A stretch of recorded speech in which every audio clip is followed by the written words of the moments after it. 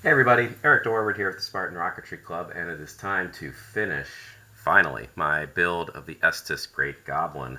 So, since the last video I finished putting the decals on, I came to a surprising, a little bit of a conclusion.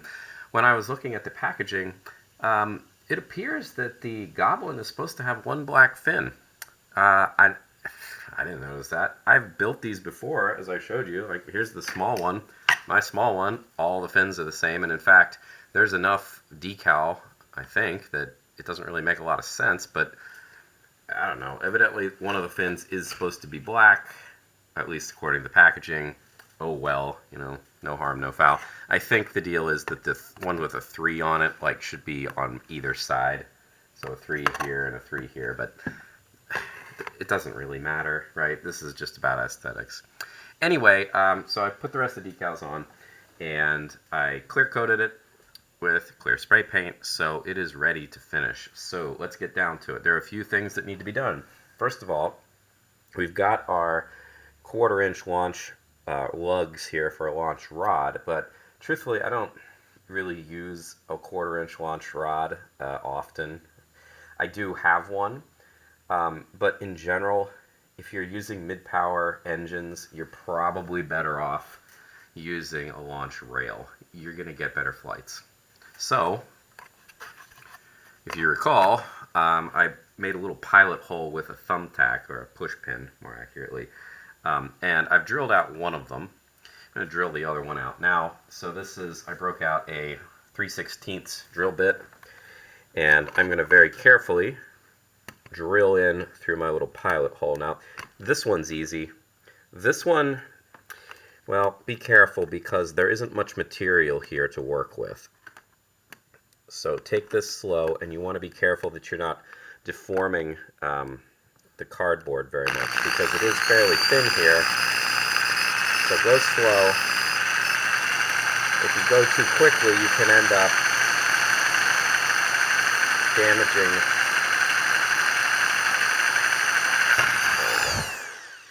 the material. You can end up bending it, and you don't want to do that because there's not really a lot of strength left down there anyway. So again, this is not stock. You're going to have to get your own rail buttons. You can get them from Estes if you want. These come from Rocketarium. You can buy ones that are just a screw and the button part, but I much rather have the flange that it screws into. If you really care about such things, you could reinforce after you put these in. You could put a little blob of epoxy clay around it, but I really don't think that's necessary. So let's do it. I usually, just to make sure the hole is clean enough, I just push through the easy way once, and then I worry about pushing back the hard way. That was not hard because there's plenty of space to work with. And then for the time being, I'm just going to thread these together and tighten it just with my fingers. Eventually I'll break out a screwdriver and tighten it a bit more. But for the time being, I don't need this to be particularly tight. And you don't really need it all that tight ever, honestly. Now, the internal one, yeah, that's a little bit trickier. This is a fairly large tube, so I can get my hand in. It's pretty tight, but I can get my hand in there. You have to, of course, keep your finger on this in order for it to work well. So I generally flip this upside down so gravity is going to help. It is a little hard to see what you're doing sometimes, but you can at least feel where the hole is and then push it through like that. I'm going to keep my hand in here just for now so that I don't, like lose the thing. But that's easy enough to do. And again, I'm just tightening this just finger tight for the time being. I will break out a screwdriver to tighten it up a little bit more later. And I don't do this until the clear coat's on because I don't want to paint over top of it. If you've never used the launch rail before, they're bulky and they're pretty expensive. Estes does sell probably the cheapest one available, at least that I've seen. So that's an option. I ended up building my own. If you're interested in such a thing, there was do-it-yourself guide in an NAR magazine a few years ago. And that seems to work pretty well. It is fairly expensive to buy the rail part. The rail is surprisingly expensive, but the rest of it was just like PVC plumbing. So something to consider, but still quite bulky. My suggestion would be find a club to launch. If you're going to launch mid-power anyway, you should probably find a club, and most of them, I'm sure, would have rails. All right, so this is taken care of, more or less. The other thing that we need to do is, this is the launch retention system, so that's going to go on the end like so, and then this part screws on, but we need to glue this in place. So the instructions call for, I want to say they call for, what, epoxy for this? Yeah, they call for epoxy. I'm just going to use CA. I've never found any particular problems with that. The only caveat I would have here is you got to get this on cleanly in one good push. So test it a couple times. I did. You can see here there is a little bit of paint around the motor mount.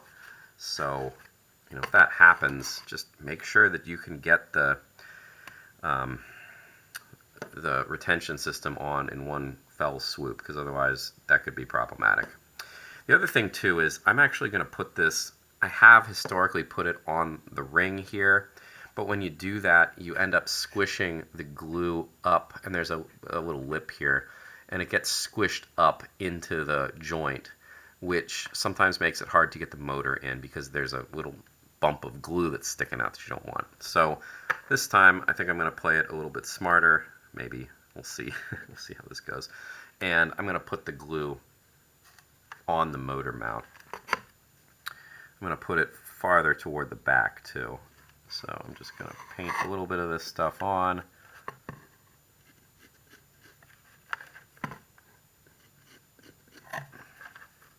And I'm going to put it farther back on the motor mount, because if you put it up near the front, well, then you have farther, it's a short distance to push. You have to push the glue farther, or the ring farther after it's hit the glue. So, and I want this to be quick. All right, so on it goes. It's probably already starting to set, so that's good.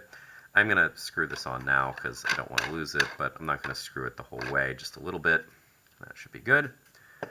All right, then that leaves us with the recovery system. So I'm going to get this out of the way here for a moment. I was actually kind of surprised to see that this is a pretty basic elastic cord. Oftentimes with these Pro Series kits, it's elastic, but it has a fabric around it. So I don't super love that, but I'm sure it'll be fine. Ultimately, this system that we have here is, we're probably kind of pushing the limits of what wood glue and an elastic band can handle with the weight of this rocket. But I'm going to trust the good people at Estes that they know what they're doing when it comes to, you know, how much force this kit can, or this setup can take. So anyway, this is a pretty familiar bit here, one would think. If you've ever built a model rocket before, you've probably done something like this.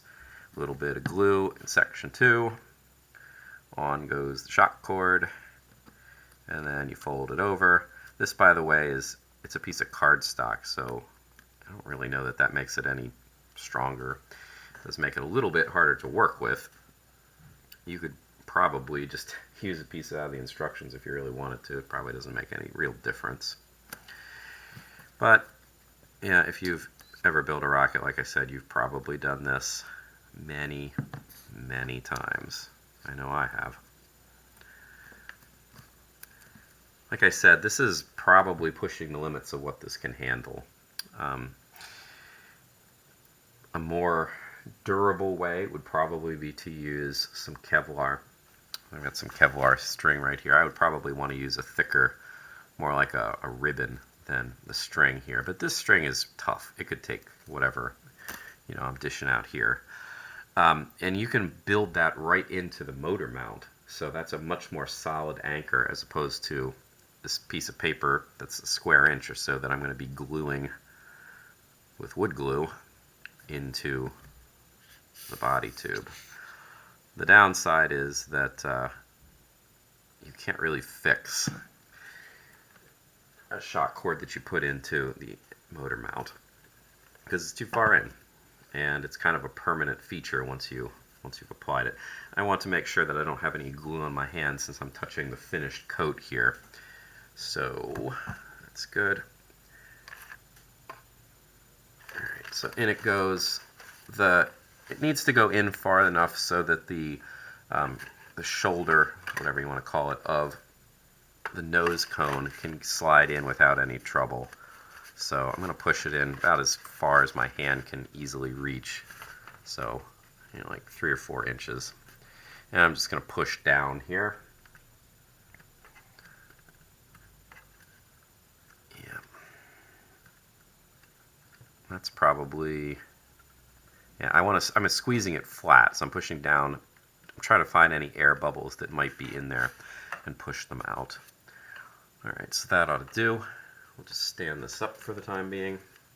Again, I now have a little bit of glue on my hand, so I want to be careful about that. I don't want to get it on the rocket anywhere since it is finished.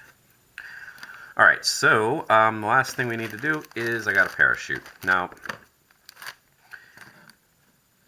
this is a nylon parachute. The red kind that Estes makes, they tend to have fairly thick shroud lines, and the nylon in it is nice nylon, don't get me wrong, but it tends to be fairly thick. They do have a new generation of these chutes that they're starting to sell, which I would like to try. They seem to be thinner, which is good for packing, and they seem to be more durable. Now, this is pretty durable. It can take a pretty serious beating, but interesting to see what would go on with that. Now, typically, I use fishing barrel swivels to kind of collect all the shroud lines to make it easy to attach. However, this is pretty tangled. There we go. However, I don't think I'm going to do that for this because, like I said, these shroud lines are pretty thick, and I don't think that I have any barrel swivels at the moment that have eyes that are big enough to deal with this. So I have a fairly small selection here. I don't, this is about as big as it gets. I really like using these. There's a lot of value in using these because you can swap them out really easily. And the idea is that the parachute will spin independently of the rocket coming down, so you won't get the parachute all twisted up. In practice, that's harder to pull off than advertised, but still, even the ability to hot swap these out is nice. Anyway, I don't think I can get all these shroud lines into that eye. I mean, I'll try it. We'll see what happens. But generally, with a bigger chute like this, I don't. It would not hurt to invest in some bigger barrel swivels, I guess, because the bigger they are, the stronger they tend to be as well. And this is, I don't know how strong it is, but yeah, I don't think that's going to work. I probably could if I threaded a few through at a time, but I don't really think it's worth it. So we'll just go with the kind of classic approach, and that is break out the rocket nose cone, just slide it through like this, keep all the loops together. Oops. Yeah, keep all the loops together, I say, and then immediately lose the loops. And then you just pull the parachute through that big loop that you made, and that'll tie it on, like so.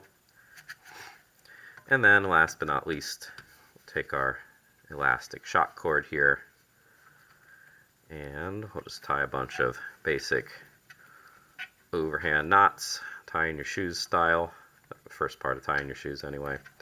I'll put like 4 in, I think. The more knots, the better. And do make sure you're pulling it tight in between each one. I actually left myself a lot more slack here than I probably needed, but there we go. Alright, so we'll cut off the excess. Boop. That's junk.